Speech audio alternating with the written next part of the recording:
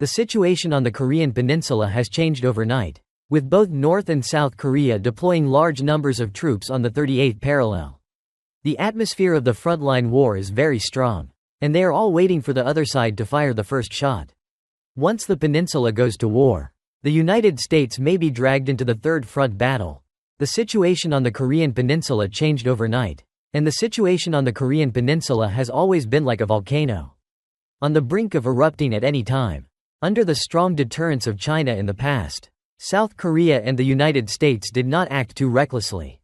They originally thought that the situation between North and South Korea would remain in this state at the critical moment when the Biden administration was about to step down.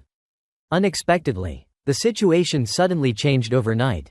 Both South and North Korea spoke harshly, as if a major war was about to break out. The North Korean side stated that they had ordered their border artillery to be prepared and ready to shoot down South Korean drones crossing the border at any time. If a South Korean drone is shot down by artillery units, the North Korean military will also prepare for a possible upgraded armed assault. The response of the South Korean side is to deny that there is a drone provocation across the border. If the North Korea causes any harm to the South Korean people, the North Korean regime will end. At the same time, on social media, South Korean citizens posted videos showing a large number of military helicopters flying over residential areas and heading towards the 38th parallel of the North Korean border. North Korea has taken it seriously. From all aspects, this move by the North Korean side is a real move. North Korea's order for frontline artillery to prepare for war may not seem like a big deal to ordinary people. But it should be noted that North Korea's artillery is not just playing around. There are reports that North Korea has 8,000 artillery pieces, and the maximum range may exceed 1,000 kilometers. Although its guidance capability may not be satisfactory, the border between South Korea and North Korea is only a few dozen kilometers away from the South Korean capital Seoul. That is to say, even considering hit rates, South Korea's air defense system, and even considering misfires, North Korea's artillery capabilities can directly turn the South Korean capital into a sea of fire. Not to mention, with the help of Russia, North Korea's strategic nuclear weapon strike capability has risen to a new level.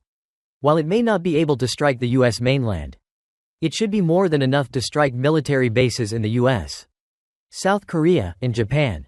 This is also why South Korea is very nervous this time, sending a large number of helicopters to the border between North and South Korea in order to take preemptive action and damage North Korea's artillery as much as possible in the first wave of strikes. Why has the United States remained silent repeatedly? A strange phenomenon is that the situation between South and North Korea is about to erupt. But the initiator behind it, the United States, has not made a public response. Why is this? The reason is actually very simple. The United States really doesn't have the energy to deal with the affairs between South Korea and North Korea. Due to the decrease in Western aid to Ukraine, the pressure on the Ukrainian military is increasing.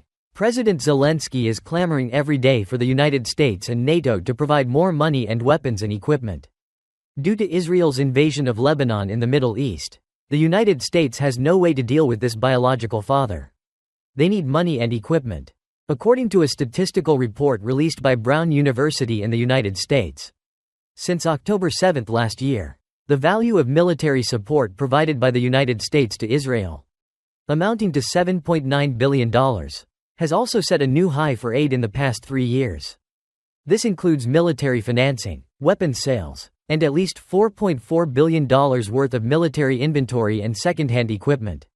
So now the United States has truly emptied its resources, and supporting the Russian, Ukrainian and Israeli battlefields is already stretched thin. If North Korea and South Korea really go to war and the United States is dragged into the Third Front War, it may mean the real end of American hegemony.